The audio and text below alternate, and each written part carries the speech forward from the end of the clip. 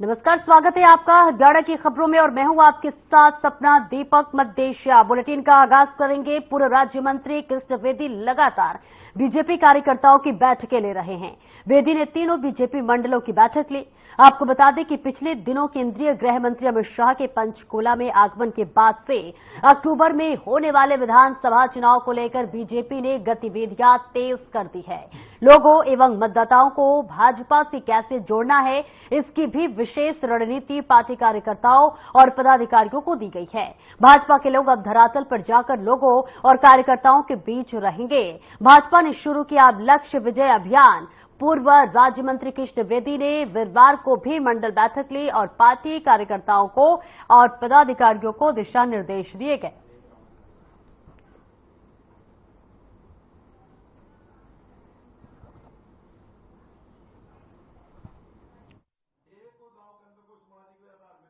अमित शाह जी 29 तारीख को पंचकुला में आए थे। उन्होंने हमें एक मार्गदर्शन दिया था कि आने वाले चुनाव के लिए हमने प्रत्येक बूथ पर जाकर मतदाता जागरूकता अभियान चलाना है। प्रत्येक मतदाता से, चाहे वो किसी जाति वर्ग का है, हम जाकर मिलेंगे और उनको आगामी दिनों में भारतीय जनता पार्टी की नीतियों से, भारतीय जनता पार्टी के कार्यक्रमों से और सरकार नायब सिंह सैनी जी की सरकार ने, मनोहर जी की सरकार ने जो लोगों को राहत दी है उसके बारे में लोगों को जागरूक करना, अपने कार्यकर्ताओं को मनोबल मजबूत करना। ये सारी योजना के तहत हमारे तीनों मंडलों की मीटिंग पिछले 3 दिन से लगातार चल रही है। पूर्व मंत्री जी के अध्यक्षता में नवी मंडल की यहाँ पे मीटिंग बुलाई गई, जिसमें विधानसभा चुनाव की हमने रूपरेखा तैयार की है। सभी गांव में हर कार्यकर्ता की ड्यूटी लगाई है। बूथ बूथ पर जाकर गांव गांव चलो अभियान हमने एक शुरुआत की है। सभी कार्यकर्ता हर बूथ पे जाके फीडबैक लेके आएंगे वहाँ पे कि लोकसभा में चुनाव में हमारे पास क्या कमी रही और विधानसभा में कहाँ पे हमें जो चुनाव की हमें मेहनत करनी है, कौन सी वोट कहाँ पे है, सभी की समीक्षा करके जो हमारी ड्यूटियां लगाई गई हैं बूथ कमेटी पे कार्यकर्ताओं की, वो एक हफ्ते के अंदर हमें रिपोर्ट देंगे आकर। अंबाला पहुंचे कुमारी शैलजा ने बीजेपी सरकार पर तंज कसते हुए कहा कि अगर सरकार किसानों से बात कर रही होती तो आज तक हल निकल गया होता। वहीं राहुल गांधी के हिंदुत्व वाले बयान को लेकर भी बीजेपी को घेरते हुए कहा कि बीजेपी को ये सब बोलने से पहले अपने गिरेबान में झांकना चाहिए। विधानसभा चुनाव को लेकर भी कुमारी शैलजा ने बड़ा बयान दिया है। विधानसभा चुनाव की तैयारियां शुरू हो गई है। कयास लगाए जा रहे हैं कि अक्टूबर माह में विधानसभा चुनाव हो जाएंगे, जिसे लेकर कुमारी शैलजा ने कहा कि उनकी तैयारी जारी है और जिस तरह लोकसभा चुनाव में लोगों का सहयोग मिला है, उससे उम्मीद है कि विधानसभा चुनाव में भी जनता उनका पूरा सहयोग देगी।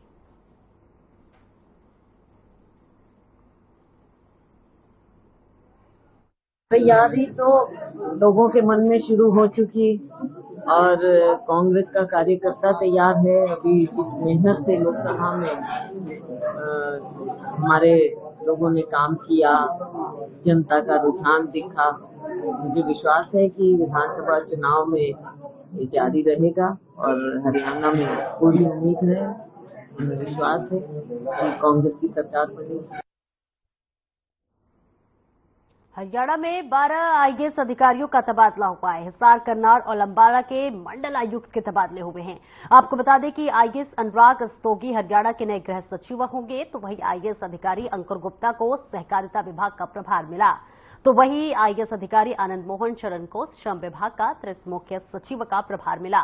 डॉक्टर राजशेखर के कृषि विभाग में अतिरिक्त मुख्य सचिव के तौर पर पोस्टिंग हुई और आईएएस पीसी मीणा हिसार मंडल के कमिश्नर होंगे और इसी के साथ आईएएस गीता भारती अंबाला मंडल की कमिश्नर होंगी।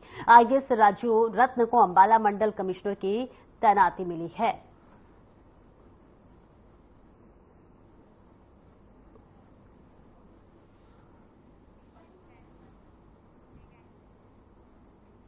और अगली खबर नौ से है, जहां आपको बता दें कि पति की हत्या के मामले में पत्नी सहित 2 किन्नरों को दोषी ठहराते हुए आजीवन कारावास की सजा का फैसला सुनाया गया है।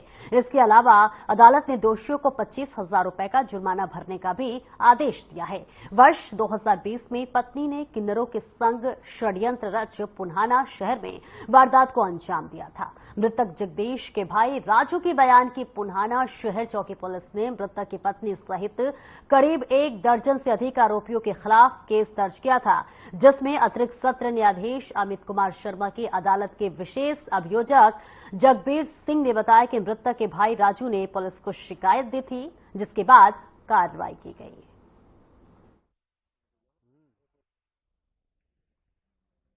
जी, आज माननीय अदालत ने 3 लोगों की लाइफ इम्प्रिजमेंट करी है, पूरी लाइफ कन्विक्शन करी गई है उनकी, जिन्होंने जगदीश थे उनका मर्डर कर दिया था। जो इंसिडेंट की हम बात करें तो जो इंसिडेंट था वो 24 दिसंबर 2020 का था, जो ग्रेन मार्केट पुनाना का वार्ड नंबर 1 है, जहाँ पे जो कांता है अक्यूज्ड और एक काजल है और एक सीमा है, इन्होंने उनका मर्डर कर दिया था। कितने इसमें आरोपी थे और कितनों को जो है इसमें सजा भी दी है? There are 3 accused in the case, and one of the accused, Kanta, is the wife of the deceased.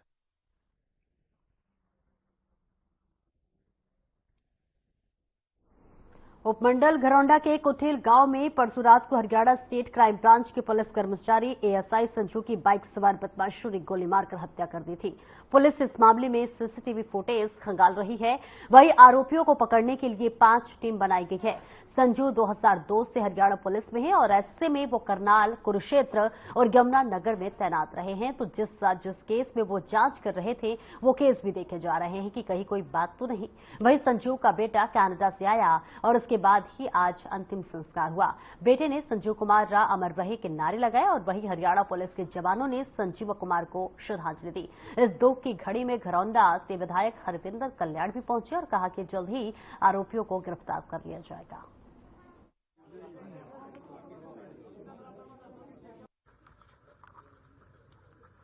ये घटना घटी है वास्तव में दुखद है परिवार के लिए, समाज के लिए, और पुलिस इसमें मुस्तैदी से लगी हुई है और जो भी इसके अंदर संलिप्त होगा उनको बख्शा नहीं जाएगा। क्राइम लगातार बढ़ता जा रहा है। देखिए, पुलिस अपना काम कर रही है, पुलिस प्रशासन अपना काम कर रहे हैं, बाकी जो भी इस प्रकार की घटना है उसमें बड़ी मजबूती से कार्रवाई जो है वो की जाएगी। तो इससे बड़ी क्षति और क्या हो सकती है, जब मतलब मुलाजिम भी सुरक्षित नहीं है तो और अब तक कोई इसका सुराग नहीं मिला, तो मैं तो कहूँगा इससे बड़ी कोई क्षति नहीं हो सकती और जो भी दोषी है उसको सजा मिलनी चाहिए और अब तक तो पकड़ा जाना चाहिए था। देखो मतलब घर में आके एक गोली मारना मतलब कितनी बड़े हमारे दुर्भाग्य की बात है। मैं तो परिवार के प्रति संवेदना व्यक्त करता हूँ और जल्द से जल्द ये चाहूँगा कि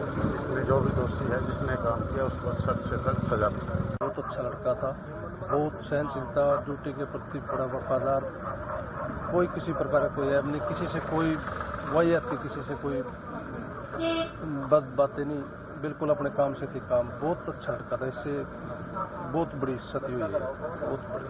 पूरी हरियाणा पुलिस के लिए बहुत बड़ा झटका है, बहुत बड़ा। आपको लगता है कि जल्द से जल्द आरोपी पकड़े? बिल्कुल जी, पकड़े जाएंगे, इसमें कोई दुराई नहीं। 2 दिन आगे पीछे, लेकिन अपराधी कभी बचता नहीं। कोई रंजिश हो सकती है? कोई ऐसे लगी रंजिश, क्योंकि इस टाइप का लड़का था ही नहीं। अंतिम संस्कार आज कर दिया गया। उनका जो बेटा था संजीव जी का, वो आज ही कनाडा से सुबह के टाइम में आया था और आज संस्कार कर दिए। हमारी 4-5 टीम में इसमें लगी है और मुझे विश्वास है कि जल्द ही हम इस पर अपने सफलता हासिल कर लेंगे। पता चल पाया है सर कुछ? अभी कुछ है डिस्कस करने के नहीं है, लेकिन हम उसमें काम कर रहे हैं, अच्छा करके दिखाएंगे। कोई रंजिश का मामला? अभी कुछ ऐसी बात सामने नहीं आएगी। सीसीटीवी चेक करें ना, जो भी आएगा वो सबको बता दिया जाएगा। चरखी दादरी जिले के गांव घसोला में 28 जून को अपनी बहन के घर आकर गोली मारकर व्यक्ति की हत्या करने के मामले में पुलिस ने आरोपी को राजस्थान से गिरफ्तार करने में सफलता हासिल प्राप्त की है। डीएसपी विनोद शंकर ने प्रेस वार्ता में जानकारी देते हुए बताया कि 28 जून को गांव घसोला में अपनी बहन के घर आकर आरोपी ने गोलीबारी की, जिसमें एक व्यक्ति की मौत हो गई और परिवार के 3 अन्य सदस्य घायल हो गए। आरोपी वारदात को अंजाम देकर मौके से फरार हो गया, जिसको राजस्थान के थाना रतनगढ़ पुलिस ने गिरफ्तार कर लिया है। और इसी के साथ हथियार के साथ काबू कर लिया। चरखी दादरी पुलिस ने आरोपी को प्रोडक्शन वारंट पर लेकर जारी चरखी दादरी अदालत में पेश किया, जहां 4 दिन की पुलिस रिमांड हासिल किया गया है। आरोपी से गहनता से पूछताछ की जा रही है।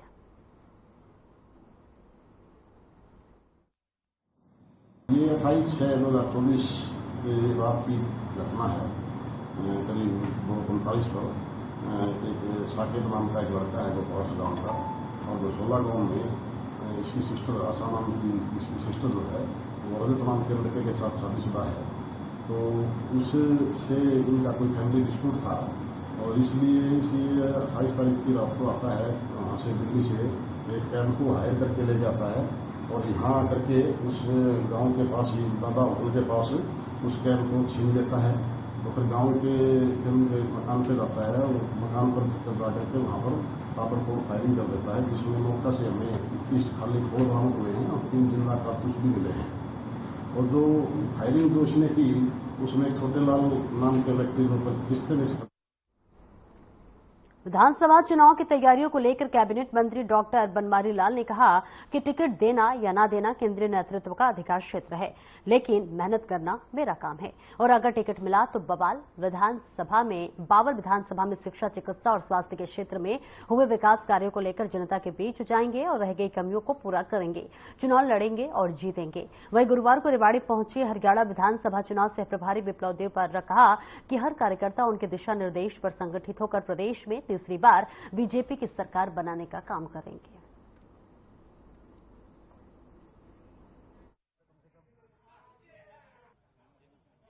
देखो, जिस तरह से प्रदेश लेवल पर एक विस्तृत राष्ट्रीय कार्यकारिणी की बैठक हुई थी और उसके अंदर माननीय अमित शाह जी और धर्मेंद्र प्रधान जी और बहुत से हमारे शीर्ष नेतृत्व के लोग आए थे और उन्होंने ये दिशा निर्देश दिए थे कि जिस तरह से प्रदेश में कार्यकारिणी उसी तरह जिले में भी होनी चाहिए। और उससे पहले हमारे जो सीनियर नेता हैं, जो हमारे प्रभारी हैं, सह प्रभारी हैं, जिनको ये जिम्मेवारी दी गई है, तो विप्लव देव जी भी उसी सिलसिले में आज यहाँ आए थे और सभी जो हमारे मुख्य कार्यकर्ता पदाधिकारी थे उनसे आज चर्चा की।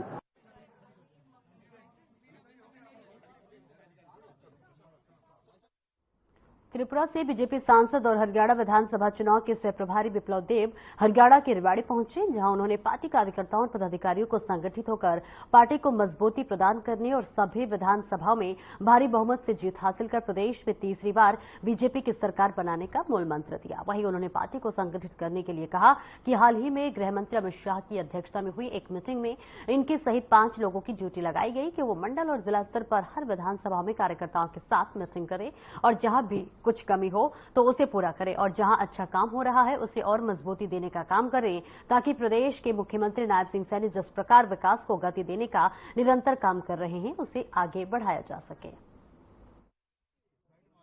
मैं आपके मुंह में घी शक्कर है और ऐसा ही हो और मैं कामना करता हूं ऐसा पूरे हरियाणा में चले, यही मैं चाहता हूं।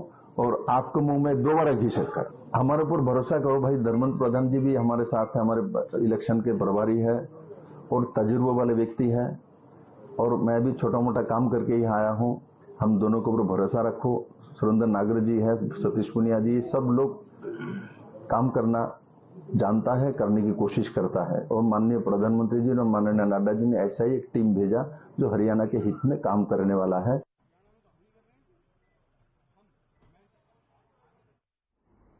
जैसे जैसे विधानसभा चुनाव का समय नजदीक आ रहा है वैसे वैसे बयानबाजियों का बाजार भी गर्माने लगा है।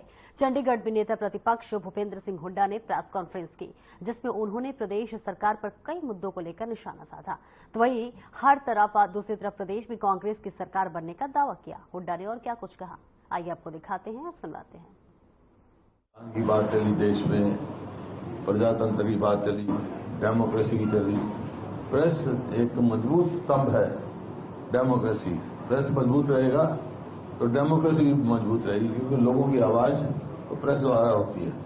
इस बात से मैं उम्मीद रखता हूं आप सब लोगों की मजबूत आवाज बनके सदैव जो है उभरे करेंगे, ताकि हमारा प्रजातंत्र भी मजबूत रहे। जहां तक सवाल है हरियाणा का और मेरा,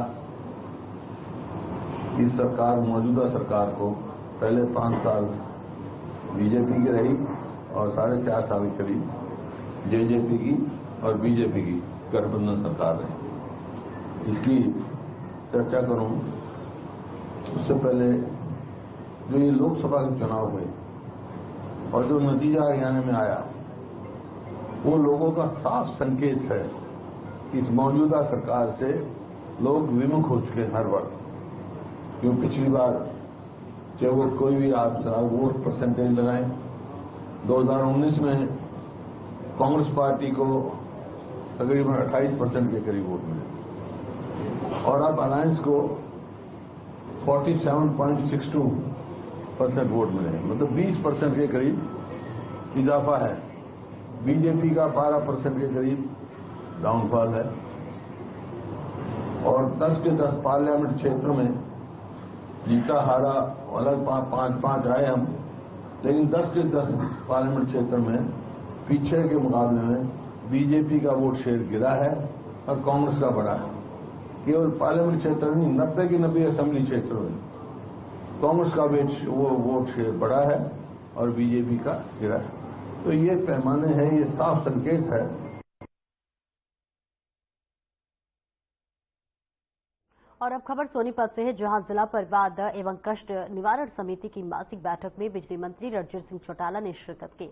इस दौरान 21 समस्याओं को सुनते हुए 15 समस्याओं का निपटान मौके पर ही किया और 6 लंबित रखते हुए उनकी जांच के आदेश प्रशासन को देते हुए अपने कार्य में लापरवाही बरतने वाले एक अधिकारी पर केस दर्ज करने के भी आदेश जारी किए हैं। इस दौरान मंत्री ने प्रेस कॉन्फ्रेंस में कांग्रेस पर निशाना साधते हुए कहा कि वो चंदा मामा की तरह काम कर रहे हैं, विपक्ष का काम बोलना है, उन पर उन्हें सच है और वो नजर नहीं आता है। इस दौरान मंत्री ने बताया कि हरियाणा में घरों के ऊपर बिजली के तार गुजरते हैं और या फिर खंभों पर कमजोर हो चुके तारों को हटवाकर नए तार लगवाने के मकसद को लेकर 261 करोड़ रुपए रिलीज किए गए हैं।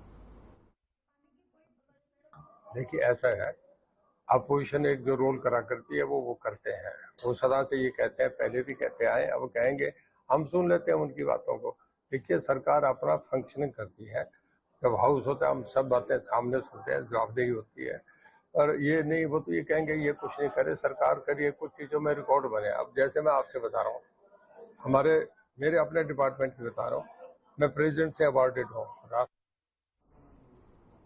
वहीं किसानों को दिल्ली कूच से रोकने के लिए लगभग 5 महीने पहले अंबाला के पास जो लगते हरियाणा पंजाब की सीमा पर डटे शंभू बॉर्डर पर कई लेयर की बैरिकेडिंग कर उसे बंद कर दिया गया था। काफी समय से बंद पड़े इस बॉर्डर को अब खुलवाने की मांग उठने लगी है।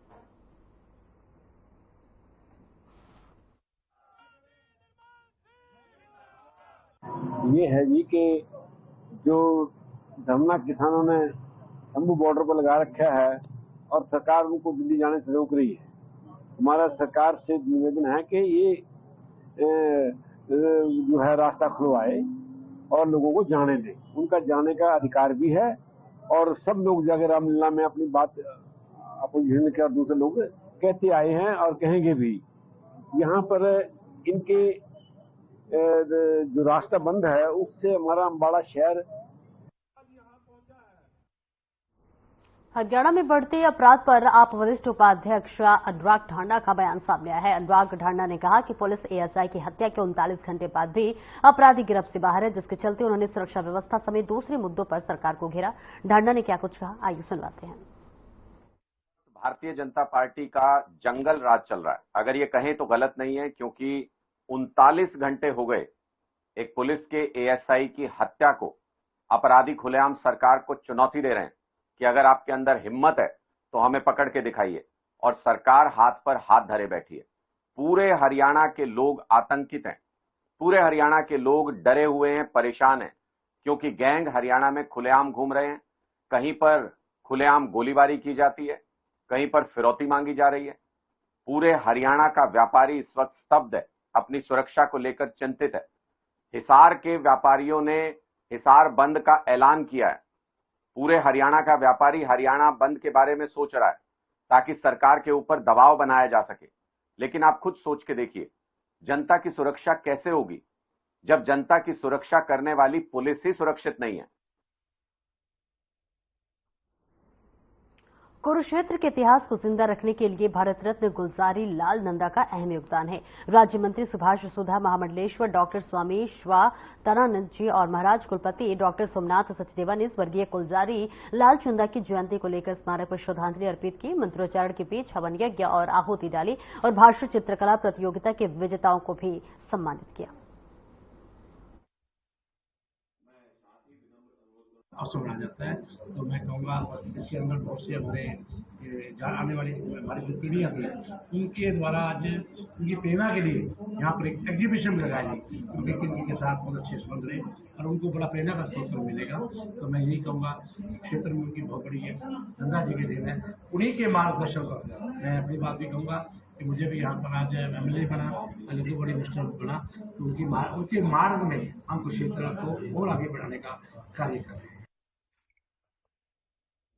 वहीं हिसार में Hisar Delhi national highway number 9 पर DPS स्कूल बस में वाहनों को टक्कर मार गई। बताया जा रहा है कि स्कूल बस बारिश में काफी तेज गति से जा रही थी, तभी स्कूल बस ने पहले 2 से 3 वाहनों को टक्कर मारी, जिसके बाद एक बाइक सवार इसकी चपेट में आ गया। बाइक सवार की हालत गंभीर बताई जा रही है।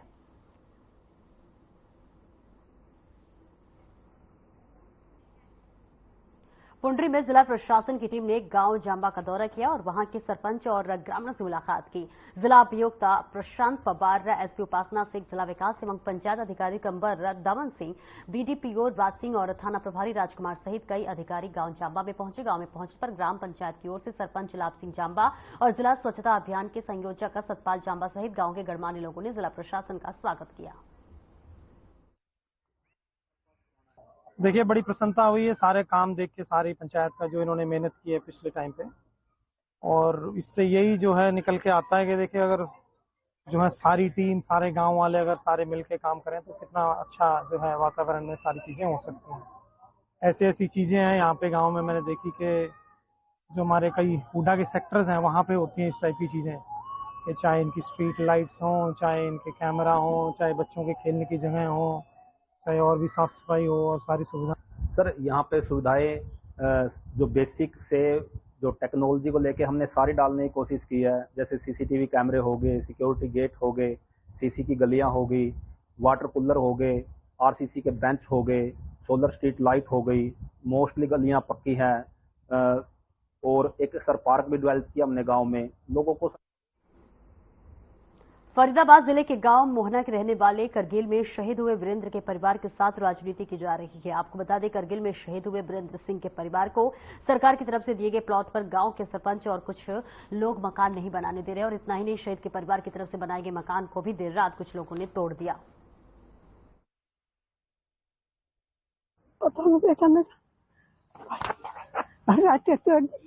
अच्छा, बना गया। अच्छा, तो मैंने कहा देखे मैं कौन बताऊं, तो है गया बेटा का और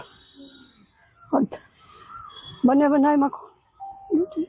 और कारगिल में जो शहीद हुआ था वीरेंद्र, हम उनके भाई हैं। उस टाइम जब कारगिल में शहीद हुआ था, हमारे भाई को सेना मेडल मिला था, और CM ने अनाउंसमेंट किया था कि भाई हम शहीद परिवार को 200 गज का प्लॉट देंगे। और हमारे जो सरपंच थे उस टाइम, किशन सरपंच, उन्होंने भी विचारों ने बहुत बढ़िया सहयोग किया। उन्होंने रेजोल्यूशन करके चंडीगढ़ में हमारा भिजवा दिया विधानसभा। ये शहीद वीरेंद्र सिंह की उसमें माता जी को दी गई थी, और इसे अब हम बना रहे थे, पूरा हो चुका था, रात को ये तोड़ दी गई है। अच्छा, कौन तोड़ के गए हैं? ऐसा जी, पहले ही उसकी कॉपी ले जो 3 आदमियों की, जो 4 आदमियों के नाम पहले ही FIR में दर्ज है। अच्छा, उनके खिलाफ पहले वहीं तिगांव विधानसभा क्षेत्र के खंड और विकास अधिकारी कार्यालय के बाहर सड़क तालाब बन गई है। दरअसल फरीदाबाद में हो रही झमाझम बारिश में इन दिनों तक विधानसभा के हालात खराब कर दिए हैं। तिगांव विधानसभा में मुख्य सड़क ही तालाब के रूप में तब्दील हो गई है।